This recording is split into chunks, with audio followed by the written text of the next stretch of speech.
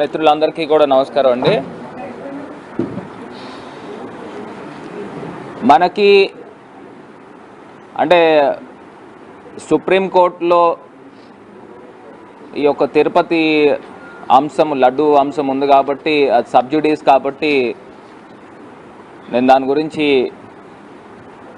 ఎక్కువ మీడియాకి మనం మాట్లాడడం కూడా కరెక్ట్ కాదు. ఒకే అంశము తెలియపరిచేది ఏంటంటే, నిన్న సుప్రీంకోర్టు కూడా క్లియర్గా అంశం అయితే దేవుణ్ణి రాజకీయాల్లోకి లాగవద్దనే ఒక అంశం. ఇది కాకుండా మీ దగ్గర ప్రైమా ఫేసీగా పూర్తి స్థాయి సమాచారం లేకపోకుండా మీడియాకి ఎట్లాగా తీసుకొస్తారనేది ఇంకొక అంశం.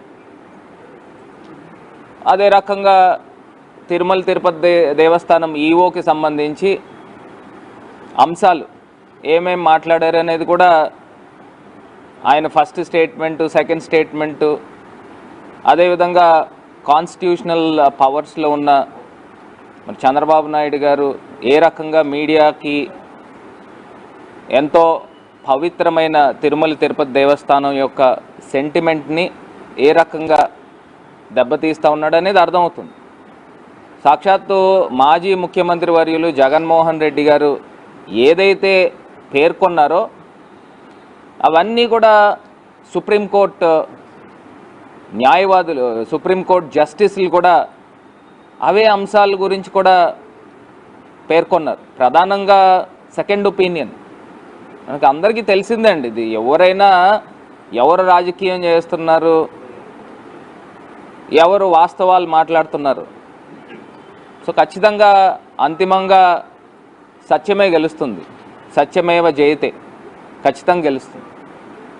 ఇది ఎలాగ 3వ తారీఖున సుప్రీంకోర్టుది ఇంకొక హియరింగ్ ఉంది కాబట్టి ఖచ్చితంగా ఆ రోజు వచ్చిన తర్వాత మనం ఈ అంశాల గురించి పూర్తిగా మాట్లాడదాము.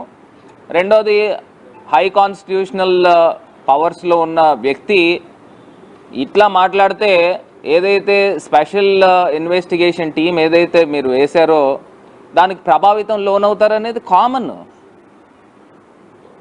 సో వన్స్ ఇంకా ప్రోబ్ జరగకుండానే పూర్తి స్థాయిగా ఇలా బహిరంగంగా స్టేట్మెంట్స్ ఇవ్వడము, మరి ఖచ్చితంగా దీని గురించి హిందూ లోకానికి ప్రత్యేకించి చంద్రబాబు నాయుడు గారు బేషరత్తుగా క్షమాపణ చెప్పాలని ఈ సందర్భంగా తెలియపరుస్తాం.